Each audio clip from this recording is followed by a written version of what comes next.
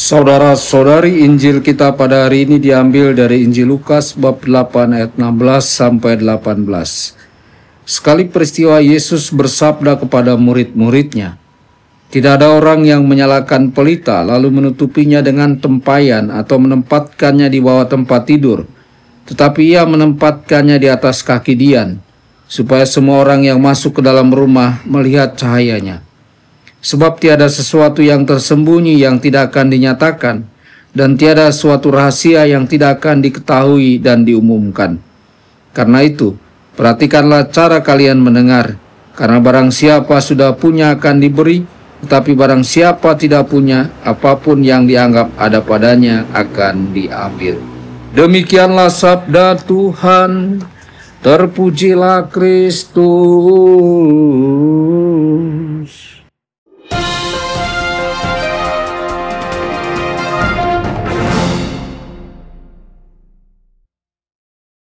Dalam nama Bapa dan Putra dan Roh Kudus. Amin. Saudara dan saudari terkasih dimanapun Anda berada, jumpa lagi dengan saya Romo Tedens dalam saluran Warta Kabar Sukacita.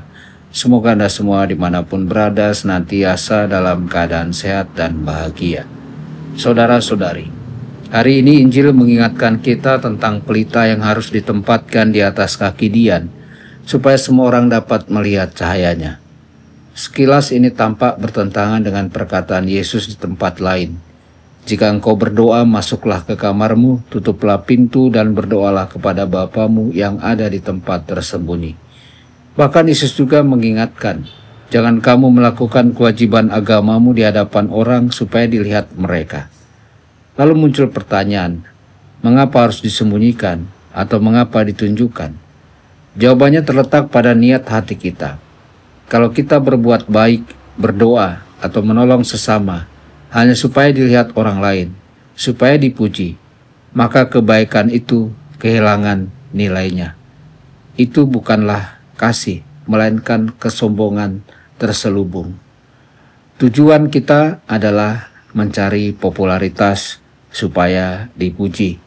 Maka kita melakukan apapun dengan tujuan untuk mendapatkan popularitas dan pujian, meskipun perbuatan itu baik, tetapi karena tujuan kita adalah untuk mendapatkan pujian dan popularitas, maka kehilangan maknanya. Tetapi kalau kita melakukannya demi kasih kepada Allah dan sesama sebagai sebuah tujuan, maka entah orang lain mengapresiasi, entah orang lain melihat atau tidak, perbuatan kita tetap menjadi terang yang bersinar bagi dunia.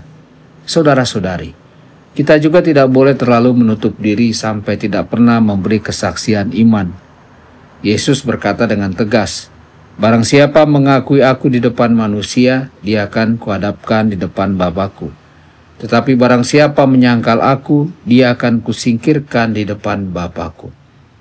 Iman kita memang perlu tampak nyata lewat cara bicara, sikap jujur, kerelaan menolong, kesetiaan kita kepada Tuhan. Bukan untuk pamer atau mencari pujian, tapi sebagai kesaksian hidup. Yesus juga menambahkan satu pesan yang mungkin terdengar keras.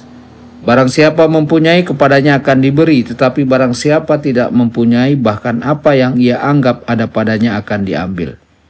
Inilah yang disebut sebagai hukum kedermawanan. Barang siapa hidup dalam kasih dan rela berbagi, ia justru akan menerima lebih banyak berkat. Tetapi barang siapa yang pelit, egois, dan menutup diri, sedikit yang ia punya pun perlahan hilang. Santo Fransiskus dari Assisi merumuskannya dengan indah dalam doanya.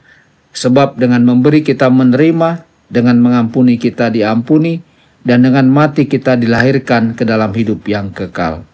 Saudara-saudari, marilah kita belajar untuk menata niat hati dalam doa dan karya kita.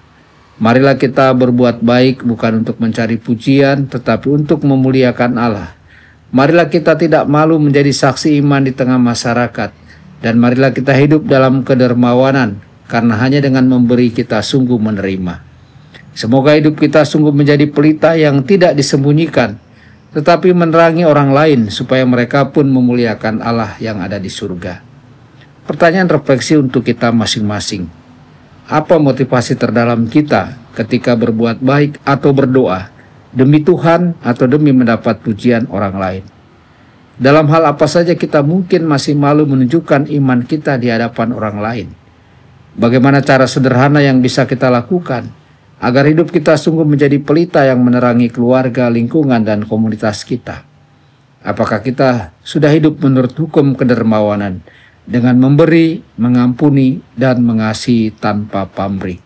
Tuhan Yesus memberkati Anda semua. Sabda Allah adalah kebenaran.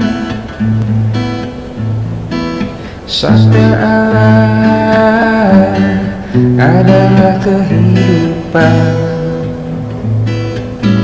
Mari kita mencintainya, mari kita menghayatinya.